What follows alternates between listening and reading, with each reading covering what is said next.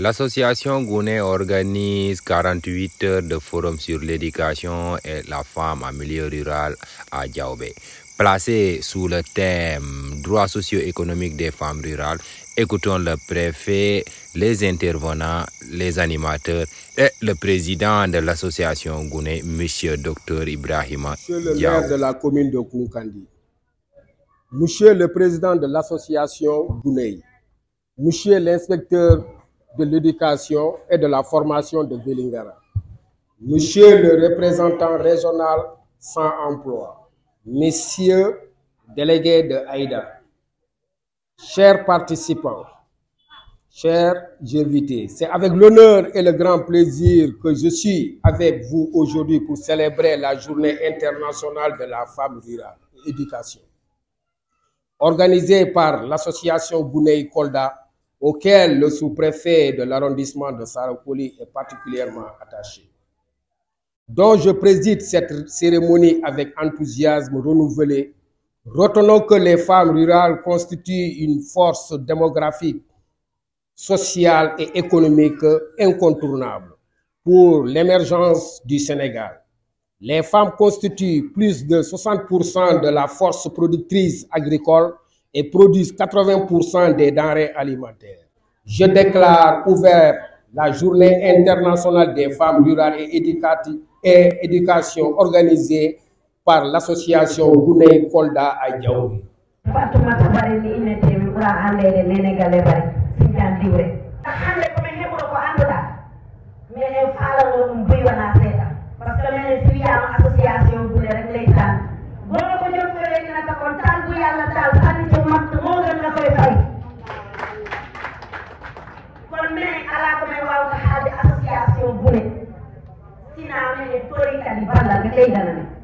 Parce que bon, on a alphabétisation.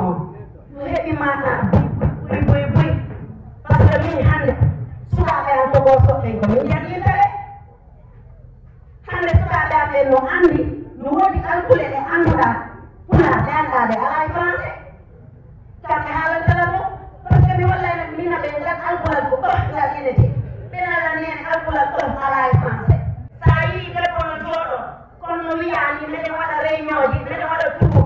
Ay ko voto men on data ko men wala gérer hore amen kay ji amen ko men udita ko men udata me wala case amen men soka hande men jogi kay ji groupement on wari mu ko docteur Diab rewbe enen pori hokkude ko e meden teddungal sabu teddungal ngal pi ko do gorko maado sabu si ay heñan do gorko maado do na forta adana do ko mo ngal debbo di pori teddinde gorko muɗum sabu ko o ittimaro galle bamaro addimaro galle bamudum de si a okkani o teddungal ha a wari ɗum han a heeɓi ɗum señande jamma.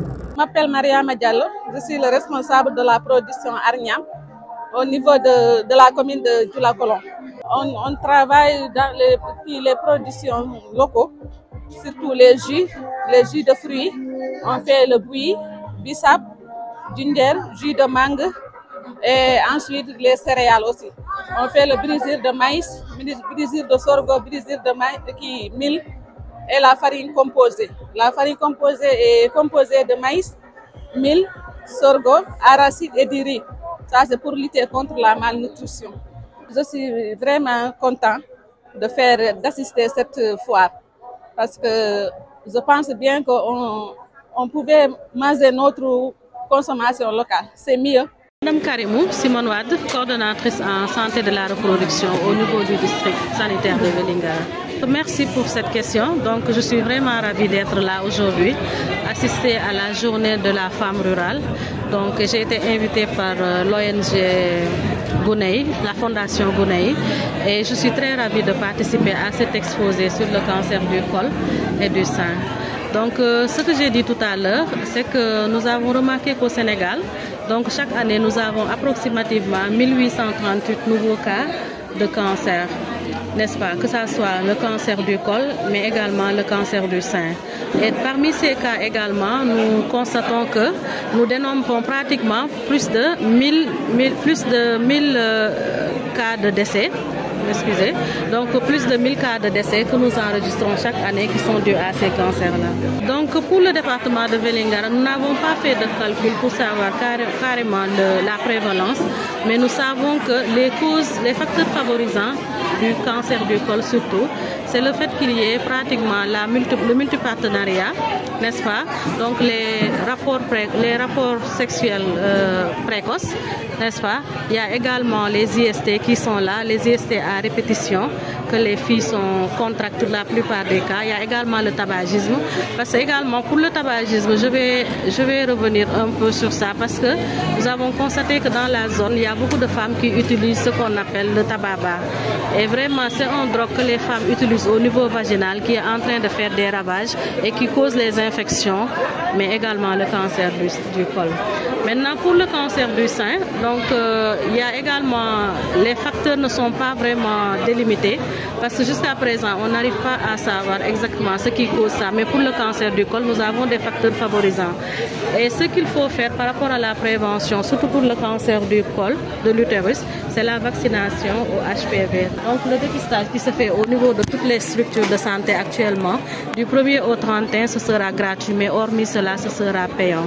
Donc nous dépistons également les lésions précancéreuses. Et pour le district de Vélingara, nous remercions le bon Dieu parce que nous avons 2 appareils pour les lésions précancéreuses. L'autre c'est la cryothérapie, l'autre c'est la thermoablation. Et quand il y a des femmes qui présentent ces cas de lésions, donc nous faisons le traitement. Maintenant, ce qu'il faut éviter, c'est que le diagnostic soit fait de façon tardive. Et je profite de l'occasion pour sensibiliser tout le monde, demander aux femmes vraiment s'ils remarquent des choses qui ne sont pas habituelles, soit que ce soit des saignements, des hydrorrhées, c'est-à-dire des écoulements liquidiens qui sont nauséabonds, vraiment qu'elles se rapprochent des structures sanitaires parce que dans toutes les structures, il y a des sages-femmes qui sont là-bas disponibles et qui sont aptes à faire le dépistage. Pour le département de Vélingara, l'année passée, nous avions dépisté 838 femmes. Donc cette année, nous nous sommes donné un objectif de 1000 femmes à dépister. Donc nous attendons la fin du mois pour voir. Mais je sais que les 10 axes que nous avons fait, vraiment les femmes sont sorties. On a fait vraiment beaucoup de dépistage. Donc hier, Djaoubé a fait son dépistage. Ils ont dépisté plus de 70 femmes. Et demain, nous irons au centre de santé de Médina Gounass. Et l'année passée, nous avions dépisté plus de 200 femmes là-bas. Et cette année, nous pensons que nous aurons plus que ça. Maintenant, autre chose, c'est que durant ces dépistages-là, nous avons eu des cas de cancer du sein. Donc ce qui est déplorable pour ça, par rapport à la période d'octobre rose, donc nous faisons le dépistage, mais parfois nous avons un problème pour le suivi. Parce que le suivi est vraiment difficile. Au niveau de Dakar, les femmes partent au niveau de l'hôpital d'Al Djam et le traitement est très cher. La chimiothérapie est chère, le traitement est cher. Donc la radiothérapie, normalement, pour les femmes sénégalaises, elles doivent payer 150 000. Maintenant, le rendez-vous même pose problème. Parce qu'entre la chimio et la radiothérapie, on te donne maximum 6 mois. Mais la plupart des femmes qui le font, donc elles ont un rendez-vous qui dépasse une année. C'est pourquoi c'est difficile. Et les femmes qui sont contractées de cancer, aussi bien pour le sein que pour le col de l'utérus, c'est des femmes qui habitent dans des zones périphériques et elles ont souvent du mal à trouver vraiment des gens qui peuvent les héberger au niveau de Dakar. Et vraiment, les moyens posent problème. Donc, je ne sais pas, avec Gounay, donc si on peut avoir également d'autres partenaires qui peuvent peut-être faire un système de partenariat ou bien de parrainage pour les femmes qui sont vraiment victimes, malades de cancer du col ou bien de cancer du sein pour la prise en charge au niveau de Dakar. C'est Mariam Dia, je suis la responsable de l'ONG Aïda. L'ONG Aïda a été invitée par l'association Gounay.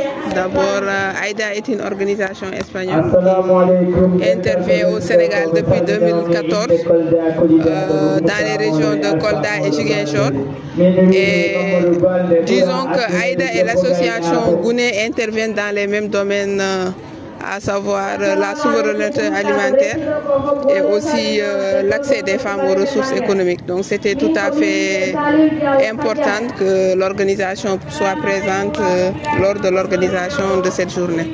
Parce que nous avons le même objectif, à savoir contribuer à l'amélioration des conditions des personnes vulnérables, mais plus particulièrement des femmes. Et notre contribution surtout a été par rapport à la mise en place de périmètres maraîchers gérés par les femmes, qui a 2 objectifs. Déjà, d'une partie, la souveraineté alimentaire, à savoir changer les habitudes alimentaires des populations, mais aussi un aspect commercial parce que la production qu'elles ont, elles peuvent le commercialiser et ça peut être une source de revenus pour les femmes. Ça, c'est la partie agriculture. On a aussi à travailler dans le domaine de la transformation des produits locaux, les céréales, mais aussi la conservation.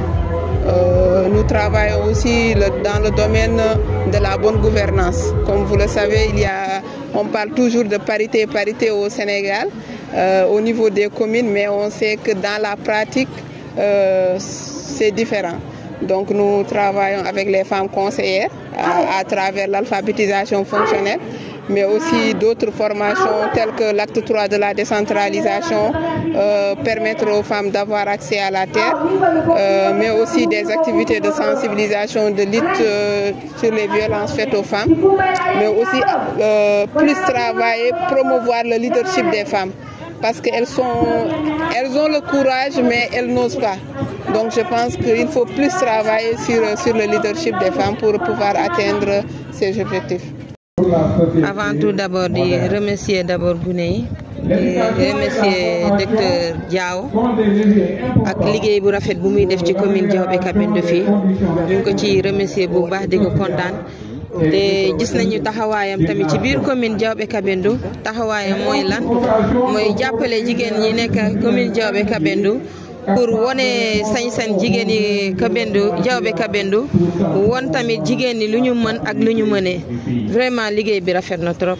mooy ñu jàppale jigéen ñi ñu am suuf parce que jigéen ñi bëgg nañ liggéey mais suuf bi moo manqué ci ñoom suuf bi moo metti pour ñu am ko. donc lu may ñaan mooy que autorité yi jàppale jigéen yi parce que ñun jigéen bu ñu jàppalee rek dañuy avancer xoolal tey liggéey bi ñu gis fii aussi tamit ñu jàppale jigéen yi nga xamante ni lépp loo xamante ni dañ koy bay ñu am fuñ koy jaayee tamit parce que loolu yëpp def nañ ko fi plaidoyer am na ñu ne ñi ngi bay kaane di bay tamaate yàlla que gune yi moo tax tey boo gisee dañ doon béy tamaate quelque temps mu yàqu mais avec l'aide de formation bi ñu leen defaral tamaate yàqootul kaane la yàqootul benn légume yàquwul kon donc foofu tamit li may ñaan mooy que ñu appuyer jigéen yi comme ça ñu mën a am lieu boo xamante ni dañ fay jaay am ñoo xamante ni dañuy ñëw di jënd lu ñuy produire. waa pare nañ boo seetee fan yële passé maire bi newoon nañ képp ku bëgg a def jardin mën na def demande am andi ko ci mairie bi ñu xool nu muy amee suuf bi. Ibrahima Diaw, je suis le président de l'association Gouné de Kolda. Aujourd'hui, nous avons démarré le forum qui est axé sur la femme rurale et l'éducation. Donc ce forum est organisé pour 2 jours ici au niveau de Diaobé. Il concerne donc tous les partenaires avec lesquels nous travaillons. Son objectif, c'est aujourd'hui valoriser d'abord la femme rurale. Parce que le rôle de la femme rurale dans notre société est très important. Malheureusement, on a l'impression que c'est trop sous-estimé dans ce qu'elles font. Alors qu'aujourd'hui, on voit il y a d'abord la journée internationale donc, de l'alimentation qui était hier et il y a eu la journée internationale de la femme rurale. Avant ça, notre pays a dédié 1 mois sur l'alphabétisation et au niveau donc, de tout le pays, l'ensemble du pays. 1 mois avant que c'était juste 1 semaine qu'on donnait, 1 semaine de l'alphabétisation. Cela, je les convoque par rapport à la situation exacte des femmes, surtout en milieu rural. Vous connaissez, il y a beaucoup de différences par rapport au taux d'alphabétisme. Au niveau des femmes, elles ont le plus grand taux de femmes non alphabétisées, surtout en milieu rural. Et ensuite, il y a une disparité aussi qui concerne les sexes. Les hommes sont beaucoup plus alphabétisés que les femmes, parce que la plupart ont été à l'école et font également dans les premières classes ouvertes en alphabétisation dans nos régions, elle avait plus concerné les hommes. Et jusque-là, le taux de scolarisation des femmes, des filles, n'est pas aussi égal que les taux de scolarisation des garçons. Alors pour cela, surtout en milieu rural, je parle surtout par rapport au milieu rural, on se rime à l'année scolaire. L'année scolaire 2023-2024, on avait une trentaine de classes qui étaient réparties avec le projet PEJA, qui était le projet pour l'employabilité des jeunes apprenants. Et ça concernait surtout les apprentis des différents corps de métier. Vous savez que dans les ateliers, il y a beaucoup d'apprentis, mais qui n'ont pas pu continuer à l'école, mais qui se retrouvent dans les ateliers de formation dans les différents corps de métier. Ces enfants, malheureusement, d'autres n'ont jamais été à l'école, ou ils ont quitté très tôt l'école. Alors, ils ont un besoin, même dans leur travail quotidien, de faire la mesure, de connaître un poids, de connaître aussi le prix, faire un devis. Mais aussi, à la fin, on les a formés dans la gestion des ressources financières quand on est dans une activité de production. Et en plus, il y a l'aspect surtout de pouvoir écrire un devis ou une facture. Donc la majeure partie des centres alpha c'était des femmes. Aujourd'hui, au total, on a eu plus de 6000 femmes qui ont été alphabétisées dans nos activités traditionnelles depuis qu'on est implanté. Par rapport aux besoins de formation des groupements, oui, des groupements sont là, à peu près 200 groupements ont été reconnus. Mais on a accompagné un certain nombre pour leur accès à la terre. L'accès à la terre, ça s'est fait avec les collectivités.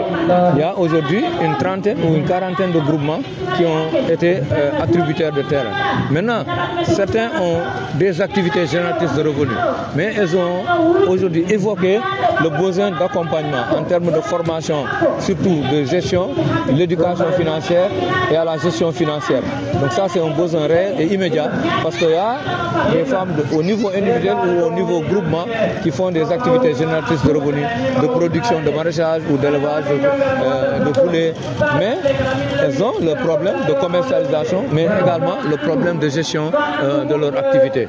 Exactement, c'est un problème très important, la transformation, parce que nous savons bien que ici il y a la saisonnalité des productions. Par exemple, en hivernage, comment on appelle, autour des cases ou dans les maisons, beaucoup de femmes produisent des tomates. Et c'est une période favorable de la production de tomates. Ils ne la font pas en contre-saison parce qu'il y a d'autres problèmes techniques ou agricoles qui font que essentiellement les tomates sont produites, comme le gombo, comme aussi le djahatou. Donc principalement ce sont des productions qu'on fait en hivernage. Et leur problème c'est la commercialisation. Ce qui arrive à un moment, il y a plein de tomates ou plein de gombo à un même moment sur le marché. Et il y a la question aussi de limite, comment on appelle, de trouver des débouchés pour résorber toute cette quantité de produits maraîchers.